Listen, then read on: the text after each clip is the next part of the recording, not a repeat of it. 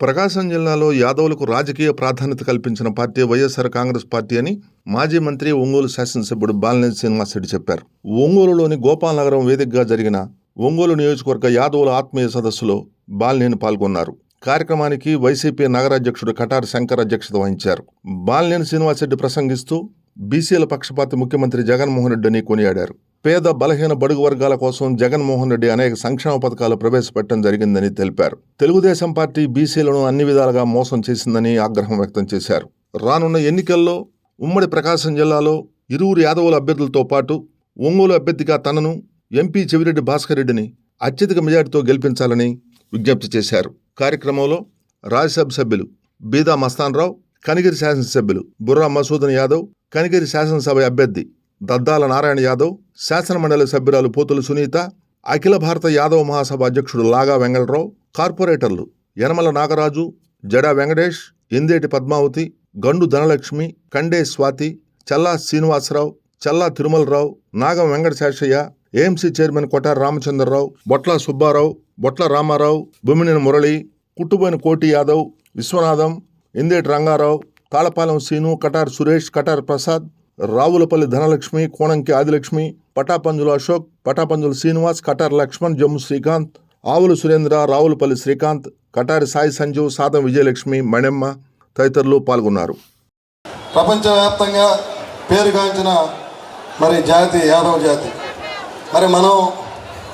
మనం ఎవరైతే ఇప్పుడు చూస్తున్నాం, మనం రాష్ట్ర వ్యాప్తంగా ఎన్నో ముఖ్యమంత్రులను చూసాం.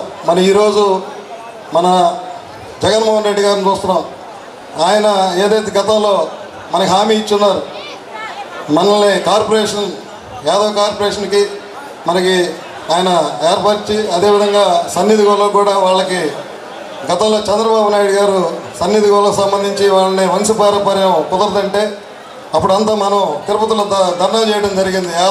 అఖిల భారత యాదవ సభ, అదేవిధంగా భారత యాదవ సభ, అనేక యాదవ్ జేఏసీ అక్కడ మనం ధర్నాలు చేసుకొని ఆ రోజు మన జగన్మోహన్ రెడ్డి గారు మనందరికీ మాట ఇచ్చారు, నేను ప్రభుత్వం ఏర్పడంగానే వెంటనే వారిని నేను వంశపారంపర్యంగా ఏ విధంగా గతంలో ఉందో అదేవిధంగా పర్మనెంట్ చేస్తారని ఆ మాట మీద నిలబడి మనకి ఈరోజు సన్నిధి గొల్ల అనేది ఏదైతే గతంలో ఎలా ఉందో అదే విధంగా మనకు అవకాశం కల్పించారు.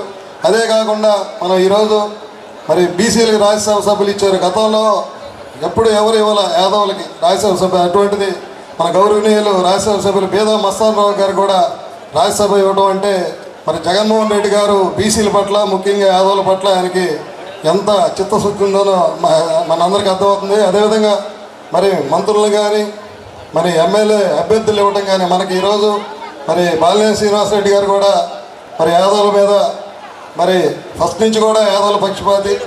ఆయన మనం గతంలో చూసాం. మనకి ఏదైనా రాజకీయంగా మన యాదవుల్ని గుర్తించినటువంటి ఏకైక నాయకులు ఎవరైనా ఉన్నారు అంటే అది మన వాసన్నని మాత్రమే ఈ సభాముఖంగా మీ అందరూ తెలియజేస్తున్నాను.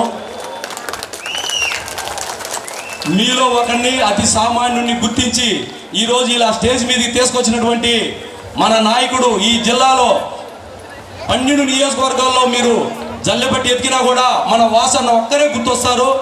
మీరందరూ రేపు జరిగేటువంటి ఎలక్షన్లో వాసన్న కోసం మన కులం మొత్తం ఖచ్చితంగా ఒక్క ఓటు కూడా పోకుండా పనిచేసి మన వాసన్నకి ఒంగోలు నుంచి గిఫ్ట్ ఇవ్వాలి. అలాగే నన్ను గుర్తించి, ఒక సామాన్యుని గుర్తించి మన కులం కోసం నాకు సీట్ ఇచ్చి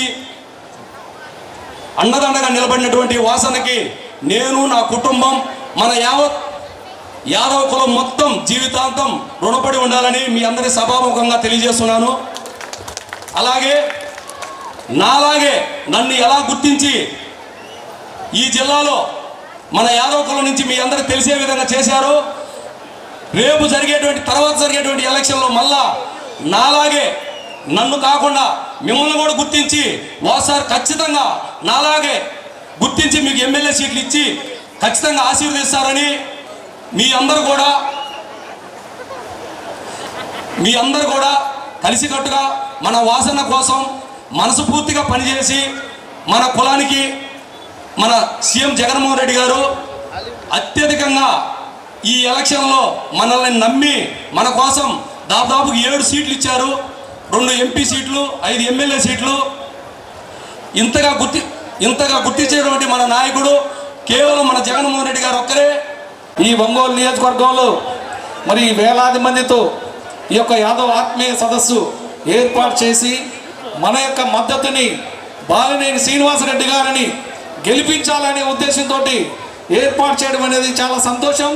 ఎందుకంటే భారతదేశంలో ఏ రాష్ట్రంలో చేయనటువంటి అభివృద్ధి కార్యక్రమాలు ఈ రాష్ట్రంలో వైఎస్ జగన్మోహన్ రెడ్డి గారు చేస్తున్నారు. కాబట్టి తిరిగి ఒంగోలు నియోజకవర్గం నుంచి గెలవాలి, వైఎస్ జగన్మోహన్ రెడ్డి గారు సీఎం అవ్వాలి. ఇక్కడ ఆయన గెలిస్తేనే అక్కడ ఆయన సీఎం అవుతారు. అది ప్రతి ఒక్క ఓటర్ కూడా గుర్తుపెట్టుకోవాలి. అలాగే కనిగిరి అభ్యర్థి గద్దాల నారాయణ గారు కనిగిరి నుంచి ఎమ్మెల్యేగా గెలవాలి. అలాగే వైఎస్ జగన్మోహన్ రెడ్డి ముఖ్యమంత్రి అవ్వాలి. ఈ రాష్ట్రంలో యాదవులకి న్యాయం జరిగిందంటే వైఎస్ జగన్మోహన్ రెడ్డి గారి అభివృద్ధి ఆయన యొక్క ముఖ్యమంత్రి సారథ్యంలోనే జరిగింది. మరి గతంలో చూస్తే ఒక మంత్రి, 4 ఎమ్మెల్సీలు, అలాగే 2 రాజ్యసభ సీట్లు ఇచ్చారు. ఆంధ్రప్రదేశ్లో గతంలో తెలుగుదేశం పార్టీ ఉంది. ఆ పార్టీ వచ్చిన దగ్గర నుంచి నేటి వరకు కూడా ఒక్క రాజ్యసభ సభ్యుడు కూడా ఇవ్వలేదు.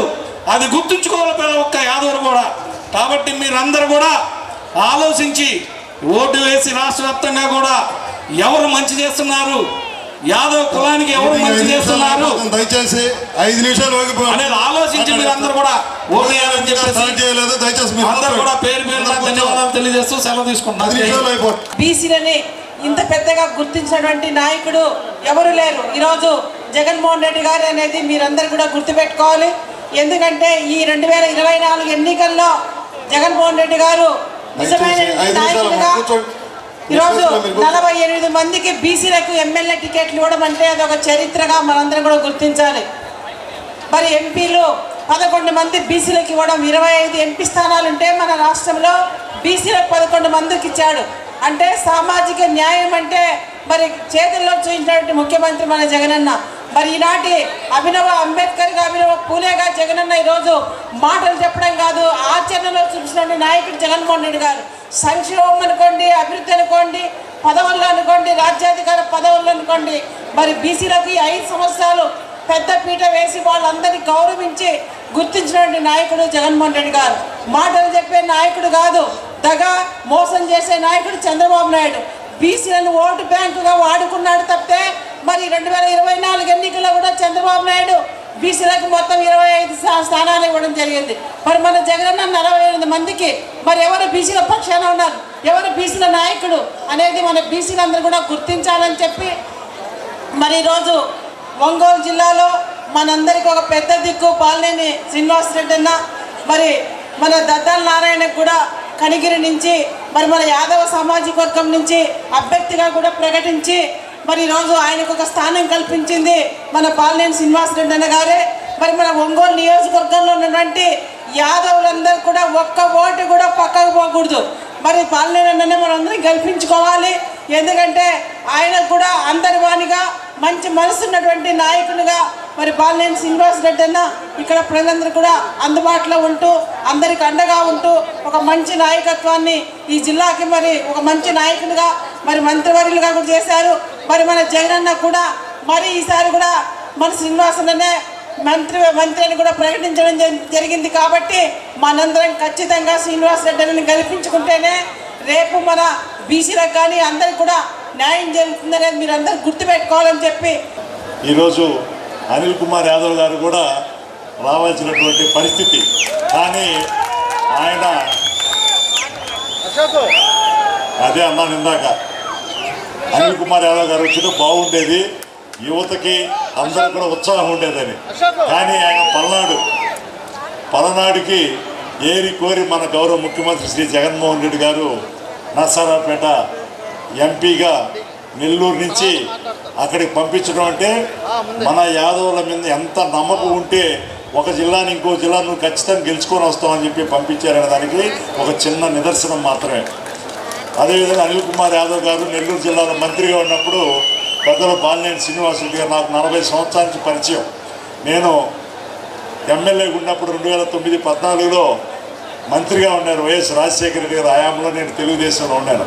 కానీ నేను ఎప్పుడు ఏ పని నుండి పోయినా కూడా ఎంతో ఆప్యాయంగా పిలిచి క్యాబిన్లో కూర్చోబెట్టి పనిచేసినటువంటి ఒక మంచి వ్యక్తి బాలినేని శ్రీనివాసరెడ్డి గారు. అదే ఆప్యాయత నెల్లూరు జిల్లా ఇన్ఛార్జ్ మినిస్టర్ ఉన్నప్పుడు అనిల్ కుమార్ యాదవ్ గారు ఎన్నో చిన్న చిన్న ఇబ్బందులు ఎదురైనా కూడా ఆ జిల్లా పరిస్థితి మీకు తెలుసు. ఏంటండి ఆయనకి అన్ని విధాల సేవలు పోతాడుకునేటువంటి బాలినేని శ్రీనివాసరెడ్డి గారు అంటే నెల్లూరు జిల్లాలో, ఒంగోలు జిల్లాలోనే కాదు, ప్రకాశం జిల్లాలో కాకుండా నెల్లూరులో కూడా ఆయనంటే మన యాదవ్ సోదరులకి అత్యంత గౌరవం. కాబట్టి ఈరోజు అందువల్ల పిలవడంతో మేమందరం కూడా ఇక్కడికి రావడం చాలా సంతోషంగా విషయం. ఈరోజు 2 ఎమ్మెల్యే సీట్లు పాత ప్రకాశం జిల్లాలో కందుకూరులో మన మసూద్ యాదవ్ కానీ, అదేవిధంగా కనిగిరిలో నారాయణ యాదవ్ గారికి కానీ ఈరోజు తను ముఖ్యమంత్రి గారి దగ్గర అన్ని విధాల నచ్చజెప్పి ఈరోజు మనకు అంత ప్రాధాన్యత పార్టీలో కానీ ప్రభుత్వంలో కానీ ఇచ్చినటువంటి ఒక మంచి వ్యక్తి శ్రీనివాసరెడ్డి గారు. అందరూ ఒకటే గమనించాలి, గౌరవ ముఖ్యమంత్రి వైఎస్ జగన్మోహన్ రెడ్డి గారు బీసీల పక్షపాతి. బీసీల్లో కూడా యాదవ్ అంటే రూమంచి ఎక్కువ పక్షపాతి. దీన్ని మనం అందరం కూడా రాష్ట్ర వ్యాప్తంగా మనం గుర్తుపెట్టుకోవాలి ఈ విషయాన్ని. ఎందుకంటే ప్రకాశం జిల్లాలో 3వసారి బీసీ యాదవ్ అయిన నాకు బీఫామ్ ఇవ్వబోతున్నారు. కనిగిరి నుంచి కందుకూరుకి మార్చి అక్కడ కూడా నువ్వు గెలుస్తావు, కనిగిరిలో కూడా బీసీలకు ఇవ్వాలి, బీసీలో కూడా మీ యాదవ్కి ఇవ్వాలని చెప్పి అక్కడ కూడా మన యాదవ్కే బీసీ సీట్ ఇవ్వడం జరిగింది, నారాయణ యాదవ్కి. ముఖ్యమంత్రి గారు మన పట్ల, ముఖ్యంగా బీసీల పట్ల, యాదవుల పట్ల ఎంతో ప్రేమతోని అభిమానంతోని మనకు సీట్లు ఇస్తున్నారు. చంద్రబాబు నాయుడు గారు మనం చూసుకుంటే మన జిల్లాలో నేను చిన్నప్పటి నుంచి చూస్తున్నా, ఎక్కడ ఓడిపోతారో అక్కడే మన బీసీ యాదవ్ సీట్ ఇచ్చేవాళ్ళు. ఓడిపోవాలి, ఇంటికి వెళ్ళిపోవాలి, ఇంకా బీసీ ఎవరు సీట్ అడగకూడదు. అదే జగన్మోహన్ రెడ్డి గారు మనసున్న మన జగన్మోహన్ రెడ్డి గారు ఎక్కడ గెలుస్తారో అక్కడే బీపీఎం ఇస్తున్నారు, అక్కడే మనల్ని నిలబెడతారు, గెలిపిస్తున్నారు. అది జగన్మోహన్ రెడ్డి గారి మన మీద నా గౌరవం. వాసన్న గురించి మీ అందరికీ తెలుసు. బెంగళూరులో నేను వ్యాపారం చేస్తుంటే బీసీలు కావాలి, జగన్మోహన్ రెడ్డి గారు అడిగారు. మధు బెంగళూరులో పనిచేస్తాంటే కాంట్రాక్టర్గా, బిల్డర్గా ఆయన తీసుకురానని చెప్పి 14, 13లో పిలిపించి కనిగిరిలో పోటీ చేసే విధంగా జగన్మోహన్ రెడ్డి గారితో మాట్లాడి బీఫామ్ ఇప్పించాడు. అప్పుడు పోటీ చేశాను.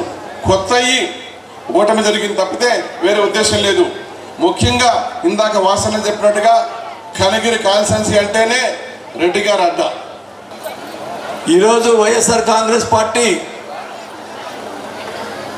నాయకుడు జగన్మోహన్ రెడ్డి గారు బీసీల పక్షపాతి అనేది మీ అందరికీ తెలుసు. గతంలో తెలుగుదేశం పార్టీ వాళ్ళు మేము బీసీలకి అవి చేస్తాం, ఇది చేస్తామని చెప్పి ఏం చేసేవాళ్ళు, చాకలి వాళ్ళకి ఇస్త్రీ పెట్టించేవాళ్ళు,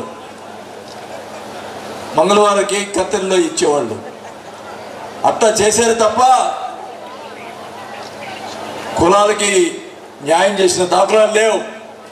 ఈరోజు జగన్మోహన్ రెడ్డి గారు బీసీలు కాదు, ఎస్సీలు అందరికి కూడా పేద బడుగు వర్గాల కోసం ఎన్నో పథకాలు పెట్టి ఈరోజు ముందుకు పోతున్నటువంటి వ్యక్తి జగన్మోహన్ రెడ్డి గారిని కూడా తెలియజేసుకుంటా ఉన్నాం. ఈరోజు మీరు చూస్తున్నారు తెలుగుదేశం పార్టీ వాళ్ళు చేసే చేష్టాలు కూడా. ముఖ్యంగా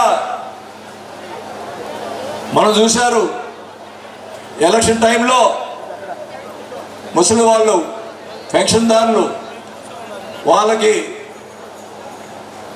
జగన్మోహన్ రెడ్డి గారు పెట్టినట్టు వాలంటీర్లు ఇవ్వకూడదట పెన్షన్లు. మరి వాళ్ళు ఆఫీసులు పోయి తెచ్చుకోవాలట. దాని మీద కోర్టుకేసి వాలంటీర్లు ఇవ్వకూడదు పెన్షన్లు అని చెప్పారు. గతంలో ఆయన ఇవ్వలేదు, ఎప్పుడో 1వ తేదీ ఇవ్వాల్సిన పెన్షన్ 7వ తేదీ 8వ తేదీ ఇచ్చేవాళ్ళు. కానీ ఈరోజు జగన్మోహన్ రెడ్డి గారు వచ్చిన తర్వాత 1వ తేదీ పొద్దున్నే తలుపు తట్టి ముసలి వాళ్ళకి ఇబ్బంది లేకుండా మరి పెన్షన్ ఇచ్చినటువంటి జగన్మోహన్ రెడ్డి గారిని ఆ పెన్షన్ను ఆపేదాని కోసం ఎంత ఎంత పేదవాళ్ళని మరి ముసలి వాళ్ళని అవ్వాతాతల్ని ఎంత ఇబ్బంది పెట్టారో ఒక్కసారి ఆలోచించాలని కూడా తెలియజేసుకుంటా ఉన్నాం. దానివల్ల ఈ రాష్ట్రంలో చంద్రబాబు నాయుడు గారు 33 మందిని పొట్టలను పెట్టుకున్నాడని కూడా తెలియజేసుకుంటా ఉన్నాం. ఈ పెన్షన్ల వల్ల ఎండలో పోయి పెన్షన్ తెచ్చుకోలేక ఈ రాష్ట్రంలో 30 మంది ముసలి వాళ్ళు చనిపోవడం జరిగింది. ఇది న్యాయమా అని అడుగుతా ఉన్నాం. చంద్రబాబు నాయుడు ప్రభుత్వం వస్తే ఇదే పరిస్థితి ఉంటుందని కూడా తెలియజేసుకుంటా ఉన్నాం. కానీ ఇప్పుడేం మాట్లాడతాడు ఇన్ని గతంలో ఏంది ఇన్ని సంక్షేమ పథకాలు ఇస్తున్నారు, రాష్ట్రం శ్రీలంక అయిపోద్ది అన్నాడు. మరి ఇప్పుడేం మాట్లాడుతున్నాడు? ఎలక్షన్ వచ్చేటప్పటికి నేను ఆ పథకాలు ఇస్తాను ఈ పథకాలు ఇస్తానని చెప్పి ఇష్టం వచ్చినట్టు వాగ్దానాలు చేస్తున్నాడు. ఇచ్చేదైతే కదా, ఇచ్చేదైతే ఏమైనా పర్వాలేదు, జాగ్రత్తగా చూసి చెప్తాడు. ఇవన్నీ ఏదైనా చెప్పచ్చు, నేను అది చేస్తాను ఇది చేస్తామని. కానీ జగన్మోహన్ రెడ్డి గారు ఆయన చెప్పిన పథకాలు ఖచ్చితంగా అమలు చేసి తీస్తారని కూడా ఈ సభగా తెలియజేసుకుంటా ఉన్నాం. మీ అందరూ తెలుసు, ఆయన చెప్పినట్టు మాటలు 90% ఆయన చేసినటువంటి వ్యక్తి జగన్మోహన్ రెడ్డి గారిని కూడా తెలియజేసుకుంటా ఉన్నాం. ఈరోజు ఒంగోలు పట్టణంలో గతంలో కూడా 5 సార్లు నన్ను ఎమ్మెల్యేగా చేశారు. నేను ఎక్కడ కూడా ఎవరిని కూడా ఈవెన్ ఒకటే చెప్తా ఉన్నా, తెలుగుదేశం పార్టీ సంబంధించినటువంటి క్యాండిడేట్ సంబంధించినటువంటి సామాజిక వర్గాన్ని కూడా ఓపెన్గా చెప్పాలంటే కమ్మ సామాజిక వర్గాన్ని కూడా ఎక్కడ కూడా ఇబ్బంది పెట్టలా. ఒక్కరిని ఇబ్బంది పెట్టాడని చెప్పమనండి.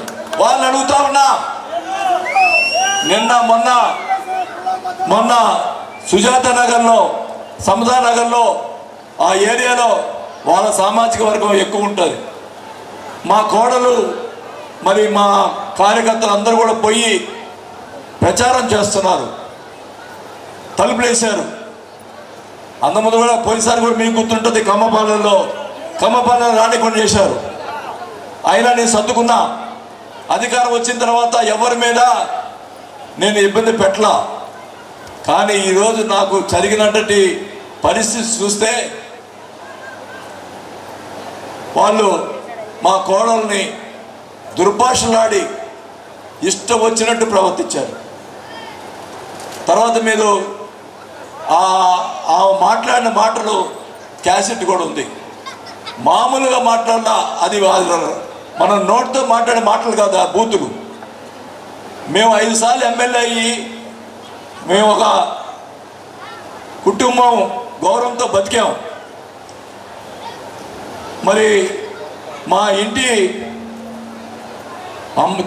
కూతురైనా నా కూతురు లేరు, నా కోడలైన కూతురైన అమ్మాయి, ఆ అమ్మాయిని దుర్భాషలాడి నేను చెప్పరాని కూడా మాట్లాడి ఇబ్బంది పెట్టినా, కొన్ని చెప్పేది కూడా కాదు, చేస్తే అతను మాట్లాడతాడు. జనార్దన్ నిన్న అమ్మాయిని పెట్టుకొని ఆడవాళ్ళు పెట్టుకొని రాజకీయం చేస్తున్నాడు అన్నాడు. నేను 5 సార్లు ఎమ్మెల్యే, అంత నీచంగా ఆ రాజకీయం చేసే అంత నీచుడు కాదని కూడా తెలుసుకుంటా ఉన్నాం. ఇంటి అమ్మాయిని పరువు బయటకు పెట్టి చేసే అంత నీచంగా నేను దిగజారులేదని కూడా తెలియజేసుకుంటా ఉన్నాను. నేనైతే ఒకటే చెప్పాను, అదే నీ కూతురికి జరిగితే నువ్వేం చేసేవాడు అని అడుగుతున్నా. నీ కూతురు కూడా తిరుగుతుంది, మీ భార్య కూడా తిరుగుతుంది. మన వాళ్ళు ఏమైనా ఆపితే నువ్వేం చేస్తావు?